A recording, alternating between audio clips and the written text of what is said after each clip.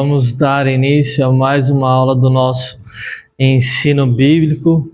Como de costume, vamos começar orando.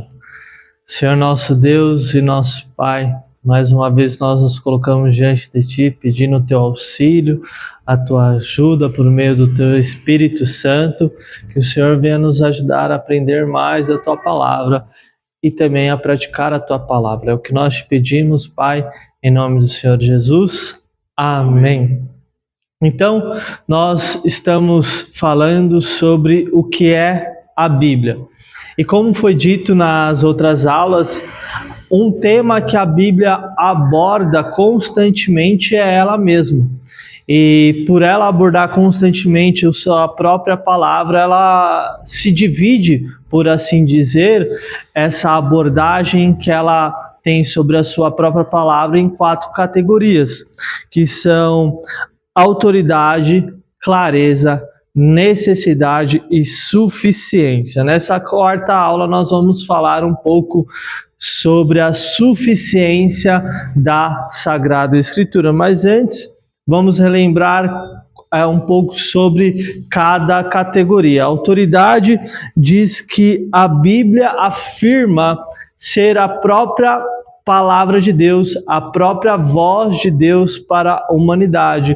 A sua voz se demonstra com tamanha autoridade que é a mesma coisa de um mandato de um rei, é a ordem do rei eterno. A própria Bíblia diz que a sua palavra tem poder e é a voz de Deus.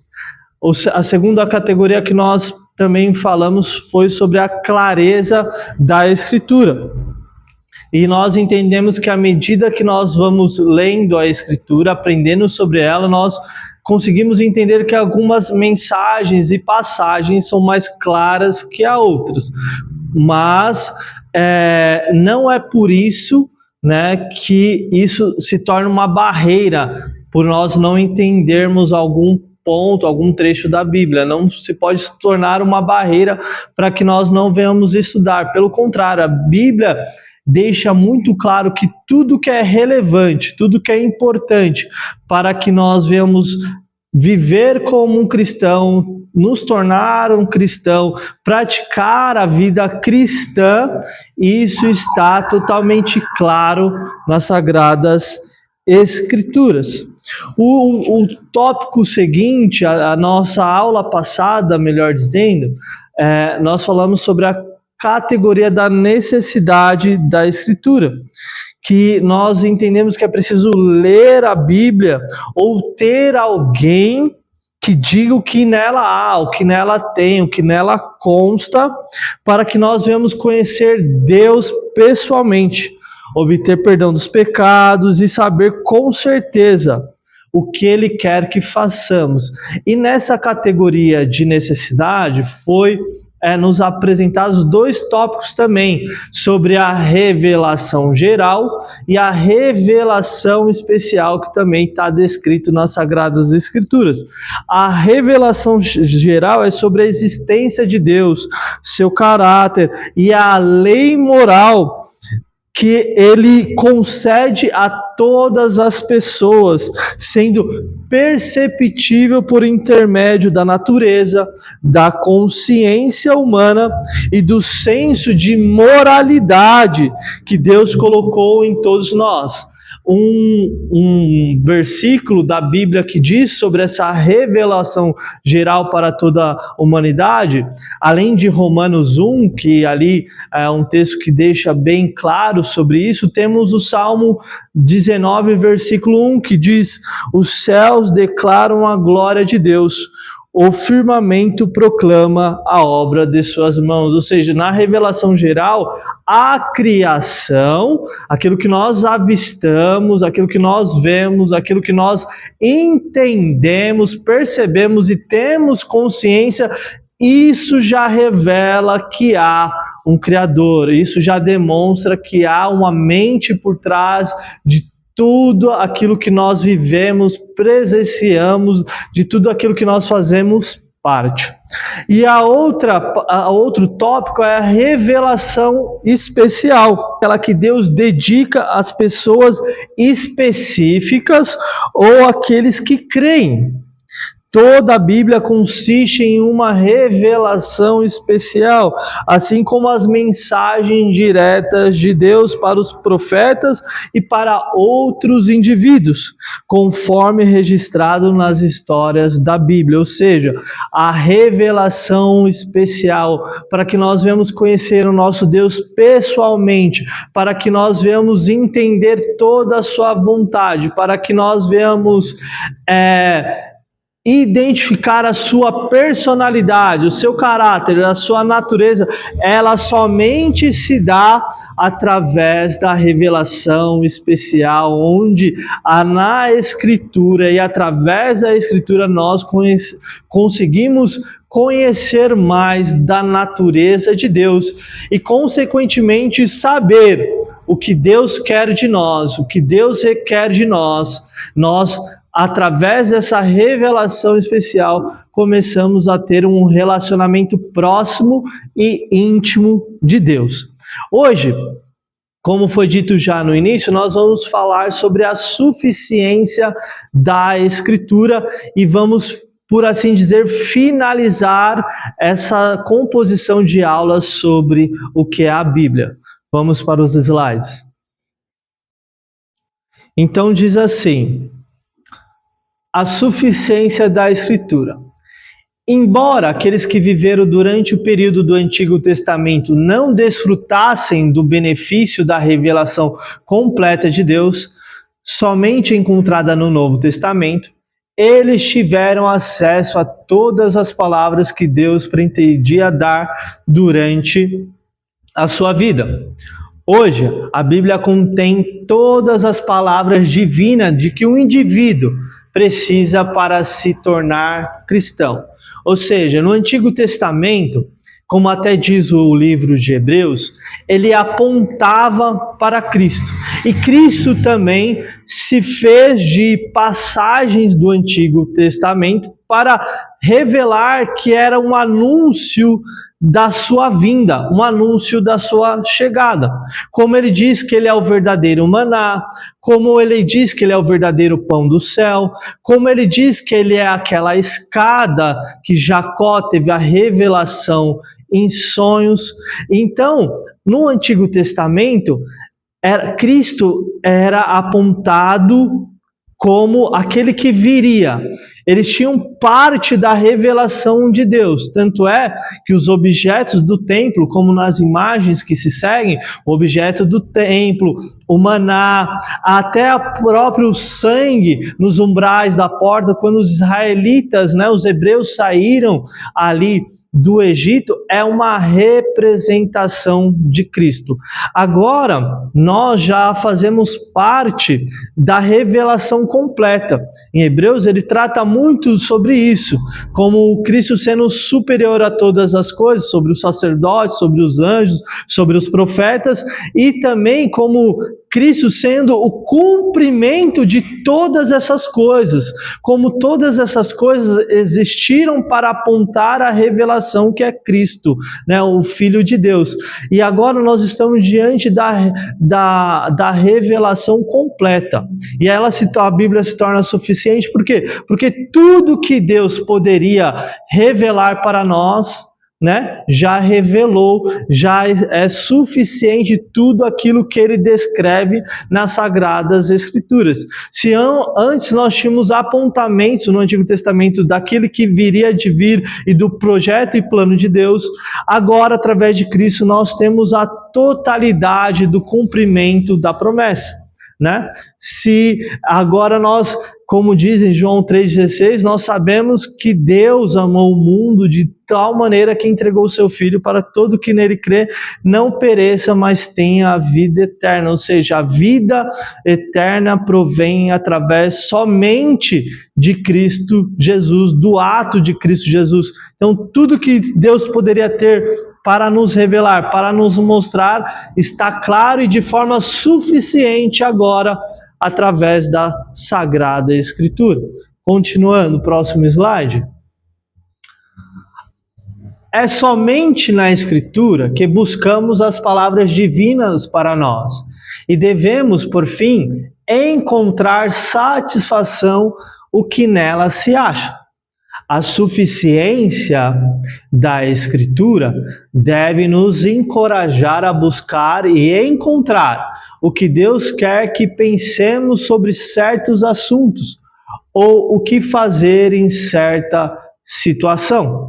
Tudo que Deus tenciona dizer ao seu povo, independente do momento e do assunto ou situação que nos encontremos, encontra-se nas páginas da Bíblia.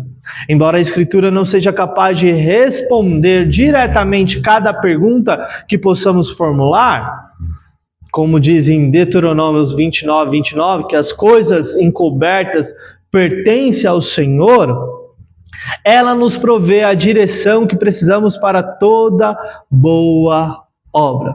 Então eu grifei aqui essa parte do texto que diz: a suficiência da Escritura deve nos encorajar a buscar e encontrar o que Deus quer que pensemos sobre certos assuntos ou o que fazer em certa situação. É importante que nós venhamos entender que toda essa coletânea de livros, todas essas palavras que foram escritas por homens, mas inspiradas por Deus, elas servem para as nossas vidas, para as nossas causas que nós temos diariamente, para os problemas que enfrentamos. É claro que muitas vezes nós não encontraremos respostas específicas para os nossos problemas pessoais, mas há muito a se meditar, há muito a se conhecer através da Bíblia, onde esse entendimento que nós podemos possuir através da palavra de Deus lança a luz sobre as nossas próprias causas, sobre os nossos problemas, sobre as nossas próprias situações e nos dão direção para que nós possamos tomar uma atitude, seja de fazer, seja de esperar, seja de não fazer. Então nós temos que confiar que a Bíblia é suficiente para nos orientar nesta vida, nesse tempo, para nos orientar como nós devemos nos comportar, como nós devemos viver, como nós devemos agir nesse tempo. Ela é suficiente. Seguindo. Quando não encontramos na Bíblia uma resposta específica para cada pergunta, não ficamos livres para adicionar aos mandamentos o que acreditamos ser objetivamente correto.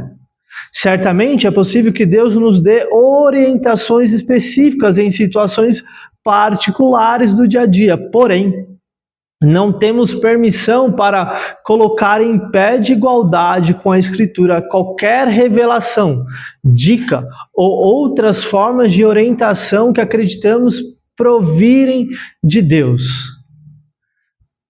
Veja, às vezes na ânsia de nós querermos que Deus fale, nos dê uma resposta, nós às vezes criamos situações onde achamos que Deus falou, achamos que foi a voz de Deus e não foi.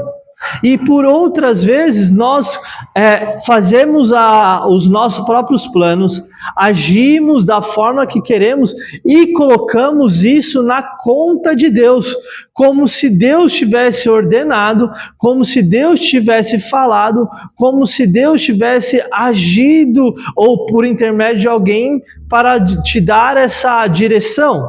Veja, se essa direção, se esse caminho, se essa instrução está em desacordo com a palavra de Deus, não tem vínculo com a palavra de Deus, é estranha a palavra de Deus, não siga, não vá, porque ao nosso alicerce, o nosso guia, o nosso ponto de partida e o nosso ponto de chegada é a Bíblia.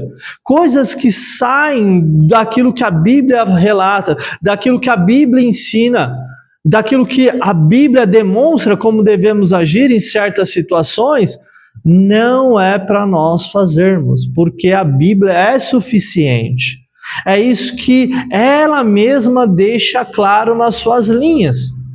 Por outro lado, nós não podemos deixar de extinguir a voz do profeta ou daquele que traz alguma revelação especial para nós, né, da parte de Deus, que muitas vezes pode haver um irmão, um pastor, um obreiro, quem for que seja, que chegue a nós e nos dê uma direção para aquilo que nós estamos pedindo para Deus, uma resposta daquilo que nós pedimos para Deus. Nós não queremos calar os dons, mas esse tipo de ato, esse tipo de direção é muito específico nas Sagradas Escrituras. São casos específicos nas Sagradas Escrituras. Se nós não ouvimos, ninguém veio falar conosco, não devemos tomar uma direção de forma que colocamos essa direção que nós tomamos, como se fosse a mensagem de Deus, como se fosse a própria palavra de Deus, porque nós queremos que seja feita a nossa vontade. Então, naquilo que Deus tem para nós, para as nossas vidas, nós devemos sossegar o nosso coração, porque nessas páginas nós encontraremos aquilo que nós precisamos, aquilo que nós necessitamos, aquilo que nos guiará para um bom caminho. Seguindo,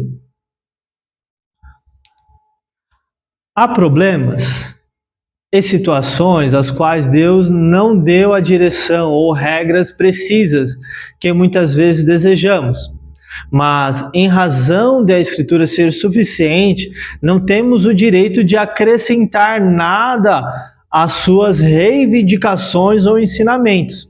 Por exemplo, embora seja apropriado para uma igreja reunir-se em determinado momento no domingo de manhã, poderia ser muito mais conveniente para a outra igreja se congregar em outro horário. Porque a Bíblia não fala diretamente sobre a questão dos horários de culto no domingo. Se uma igreja dissesse a outra que elas precisavam se reunir a certa hora, aquela estaria em pecado e não demonstrando fé na suficiência da Escritura. E é isso que é importante que nós venhamos entender. Esse exemplo é só para que nós venhamos ter a mente mais aberta sobre questões diferentes de cada denominação, dos seus horários, do seu procedimento, dos seus cultos. Por quê? Porque naquilo que a Bíblia deixa claro, nós temos que agir e fazer e seguir e obedecer.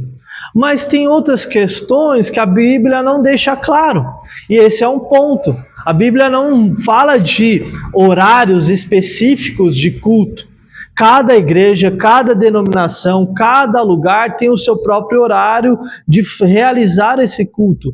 E não é porque esses horários são diferentes, né? Mudando um pouco, até falando de cores de igreja, né? Que na nossa atualidade até se debateu, igrejas pretas, que não sei o quê, alguns anos atrás ficaram ruim de ficar pintando igreja por causa disso e aquilo, e falavam que era o mundo entrando na igreja. Mas veja, não há qualquer versículo bíblico sobre horário de culto, e muito menos que cor que deve se pintar uma igreja.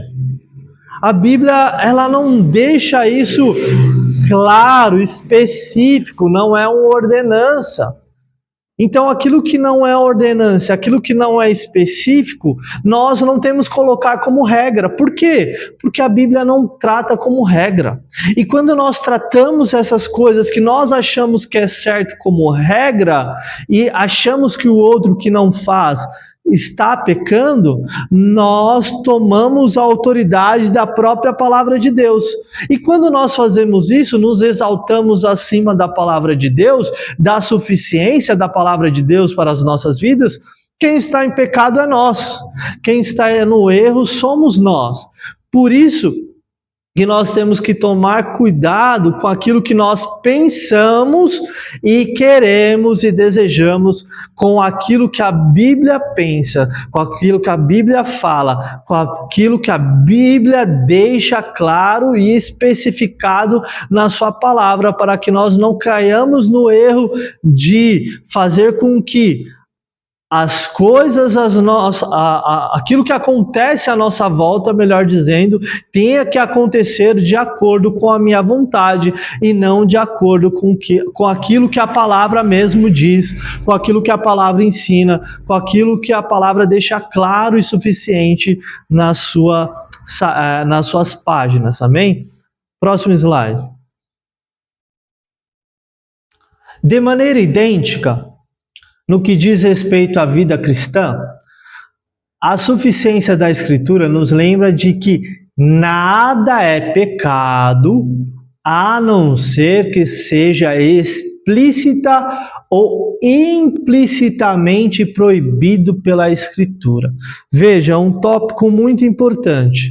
Então, o que é pecado? Aquilo que está explícito. Se não está explícito na Escritura, não é pecado. Nós não podemos, por tradições e conveniências e modo cultural de cada nação ou local, impor as nossas vontades ou a nosso achismo ou o nosso conhecimento e não levar em conta realmente se a Bíblia está falando se tal comportamento, tal ato, tal liturgia é pecado ou não. Aquilo que a Bíblia não condena, nós não devemos condenar. E é uma situação interessante, de forma implícita, que a Bíblia também fala, é um tema muito importante da igreja, que é sobre o dízimo, né? Não há na Bíblia, no Novo Testamento, dizendo que os cristãos devem dar 10% da sua renda. Não há nenhum versículo no Novo Testamento falando desse ato para os cristãos. No entanto, Jesus, ao falar de dízimos, criticando os fariseus, né, em Mateus 23, que eu vou até ler para que nós... esse assunto fique ainda mais claro e de melhor entendimento para nós. Mateus 23 é o discurso de Jesus contra os escribas e fariseus, contra a sua hipocrisia. E no versículo 23 diz assim: ai de vós, escribas e fariseus hipócritas, pois que dais o dízimo da hortelã, do endro e do cominho, e desprezai o mais importante da lei, o juízo, a misericórdia e a fé. Deveis, porém, fazer essas coisas e não omitir aquelas. Ou seja, quando Jesus vai corrigir os fariseus da sua hipocrisia, o que ele está falando? Que o dízimo vocês fazem bem, ele aprova. Isso vocês fazem bem, isso vocês fazem correto. Porém, outras coisas vocês não fazem. A justiça, a misericórdia, o juízo vocês deixam de lado, né? Então fosse bom se vocês fizessem tudo corretamente. Então, até o próprio Jesus valida essa ação dos fariseus e dos escribas de dar o dízimo corretamente. Ele não anula, né? Nesse versículo de Mateus 23, Jesus validou o princípio deles darem o dízimo. Ele não aboliu e não cobrou, mas cobrou o coração junto a essa oferta. O segundo padrão do Antigo Testamento é que o Abraão, ele deu o dízimo, né, a Melquisedeque, rei de Salém, mostrando que esse princípio é antes da lei. Ou seja, se Jesus está falando que aquilo que os fariseus faziam de dar o dízimo era correto, nós temos algo antes da lei mosaica, porque muitos dizem, olha, o dízimo é da lei, dízimo é do Antigo Testamento, mas veja, dízimo está antes da lei, como diz a própria palavra. Terceiro ponto. Em 1 Coríntios 9, 13 e 14, Paulo usa o exemplo dos sacerdotes que viviam do altar para defender, para quem pregava, que vivesse desse evangelho. Então, não há especificamente essa ordem de dar os 10%, mas a soma dos textos variados da Bíblia aponta para uma direção, que é para a fidelidade financeira. Nós temos que ser fiéis financeiramente. Por quê? Porque essa fidelidade financeira também é uma forma de adorar a Deus e de cultuar a Deus. Então, se de um lado a Bíblia é suficiente para mostrar aquilo que é pecado tem que ser tratado como pecado explicitamente, também ela mostra de outras formas, implicitamente, mas usando vários outros textos, que nesse caso das ofertas, dos dízimos, nós temos que ser regularmente fiéis. Por quê? Porque isso também é uma forma de adorar a Deus. Seguindo no texto, de tempos em tempos, por exemplo, pode haver muitas situações nas quais um cristão não deve ingerir cafeína, ir ao cinema ou comer carne oferecida aos ídolos. No entanto, uma vez que não haja nenhum ensinamento específico ou algum princípio geral da Escritura que proíba tais ações para os cristãos, independentemente da época, essas atividades não são propriamente pecaminosas. O que ele está falando de cafeína? Está falando de cinema? É claro que ele está falando no sentido do vício do café, de você ficar dependente para suas atividades. Ele está falando, olha, em tempos e tempos você não pode você pode parar de tomar café por uma opinião particular sua, porque você vê que você está dependente daquela bebida para fazer todas as suas atividades diárias. Por que ele está falando do cinema? Não está falando que o cinema é ruim, mas o que você vai ver lá? Qual o tipo de programação que você vai lá? Todas essas coisas devem ser consideradas, é isso que ele está dizendo.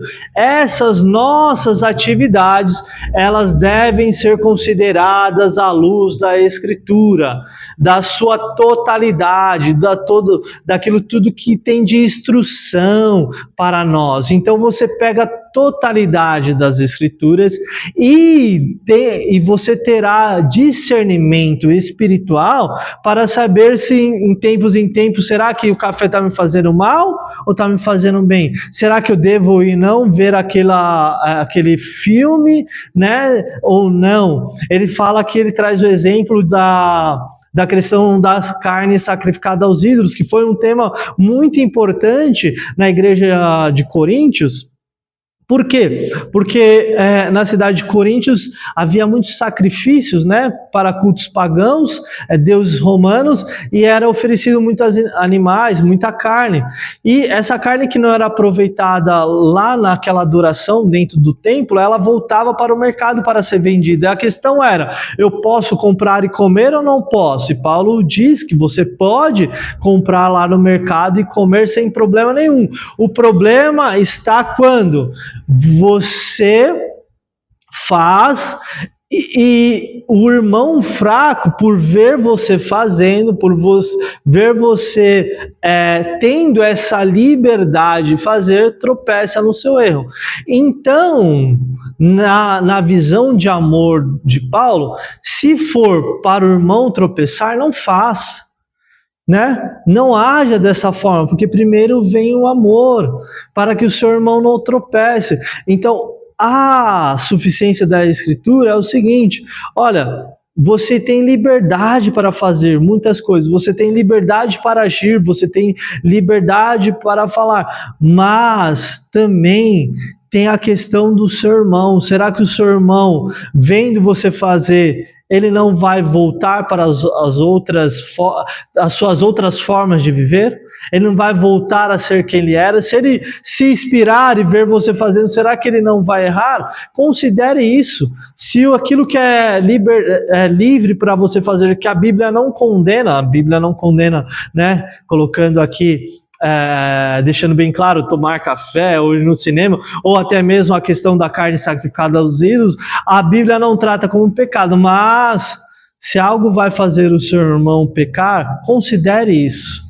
Considere o amor. Considere que você não seja esse exemplo ou esse meio por qual o seu irmão se desviou, qual o seu irmão tomou outro rumo, ou melhor dizendo, retrocedeu. Então, continuando. No entanto, uma vez que não haja nenhum ensinamento específico, ou algum princípio geral da Escritura que proíba tais ações para os cristãos, independentemente da época, essas atividades não são propriamente pecaminosas. Ou seja, a decisão de participar, note, a decisão de participar ou não dessas atividades deve ser tomada com base em princípios bíblicos mais amplos, em vez de seguir regras rígidas ou tradições. É aí que muitas pessoas se perdem. Por quê? Porque ela não examina a Escritura. Ela não busca a clareza da Escritura. Ela não busca a suficiência da Escritura, a autoridade da Escritura. Ela não busca, ela não compreende. E por não compreender ou buscar aprender mais sobre a Escritura, ela se deixa levar por tradições. Ela se deixa levar por costumes humanos. Veja, a gente, muito pouco tempo, ou em alguns lugares pode acontecer, casos de mulheres não puderem cortar o seu cabelo, né? Não poderiam se maquiar, não poderiam colocar um brinco, não pintar as suas unhas. Por quê? Porque era visto como pecado, sendo que a Bíblia não fala sobre isso, sendo que a Bíblia não condena isso. Tipos de vestimentas, né? Nós consagramos o terno muitas vezes a Deus, e o terno nem é criação de Deus, né? Por assim dizer, é a criação do homem, mas as igrejas tomaram para si como vestimenta, e isso ganha uma proporção tão grande e tão absurda que se você não se vestisse dessa forma, você era olhado com os outros olhos na igreja. Uma mulher que entrasse de calça em certas denominações, então, misericórdia, ela é vista como uma pecadora. Se a mulher pintasse o seu cabelo, então, pior ainda. Então, são situações que a Bíblia não deixa claro e nem trata essas situações como pecado. O crente não pode ir à praia, né? Eu já ouvi falar de gente que ficou sem tomar ceia, foi disciplinada porque em tempos antigos, tempos passados, foram à praia, sendo que a Bíblia não condena, sendo que a Bíblia não fala que isso é pecado, mas por meio de pessoas que usurpam dessa palavra, pegam essa palavra e inventam os seus modos de tradições, seus modos de interpretar e colocar em prática, elas tratam coisas que Deus nos deu, coisas boas para nós, que não há problema nenhum que nós venhamos fazer como pecado. E é isso que esse tipo de comportamento que sim é um pecado, que sim é um erro, que é não repousar a nossa consciência, é não repousar o nosso coração, é não repousar a compreensão na própria Sagrada Escritura. Nós precisamos dar um jeito de colocar nós lá, nós precisamos de dar um jeito de colocar as nossas regras. Aí que está o erro, porque a Bíblia é suficientemente clara e específica naquilo que nós devemos fazer, nos comportar, agir e como lidar com tudo que acontece à nossa volta. Tem exemplos específicos, mas também há uma amplitude de textos, passagens e palavras que podem estar ali implicitamente já nos dando uma direção daquilo que nós devemos agir ou como devemos agir e nos comportar em nossa vida. Algumas coisas podem ser desaconselháveis em certas situações, mas não são necessariamente pecaminosas em si mesmas. A Bíblia não proíbe explicitamente todas as ações que podem ser consideradas questionáveis, comportamentos, ações questionáveis que a Bíblia não condena, nós não devemos condenar. Nós não devemos nos afastar ou repudiar o irmão ou irmã, porque nós achamos, no nosso entendimento, que tal decisão, tal comportamento, tal ação é questionável. Não, se a Bíblia não trata como pecado, nós não devemos também assim tratar.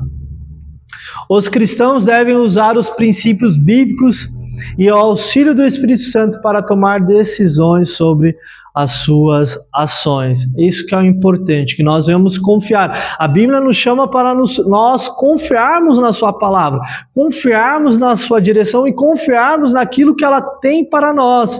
Então, quando ela nos dá todo o manual de como nós devemos nos reunir ou comportar e agir, é um novo modo de pensar através da sua palavra, através do auxílio do Espírito Santo, nós temos que concordar com essa palavra, nós temos que seguir essa palavra e obedecer essa palavra, não acrescentar os nossos achismos e os nossos quereres em igualdade à Sagrada Escritura. Por quê? Porque isso é um erro e é condenado diante de Deus, porque nós queremos colocar para os homens aquilo que nós desejamos, não aquilo que Deus quer para os homens. Amém? Seguindo. E já finalizando essa aula, diz assim: então, em nossos ensinos doutrinários, éticos ou morais e nas crenças, devemos nos contentar com o que Deus nos diz na Escritura. O Senhor revelou exatamente o que Ele sabe ser melhor para nós. Então, aqui nós finalizamos essa aula com a certeza que a Bíblia é suficiente, que tudo que está nas suas páginas é suficiente para que nós venhamos viver uma boa vida, uma vida com Deus, uma vida próspera, uma vida frutífera, uma vida que vai transparecer a luz de Cristo sobre nós. Então nessa aula nós queremos transmitir e desejamos que venhamos aprender a confiar naquilo que a Bíblia diz para nós, naquilo que a Bíblia deixou de instrução para nós, naquilo que a Bíblia revelou para nós.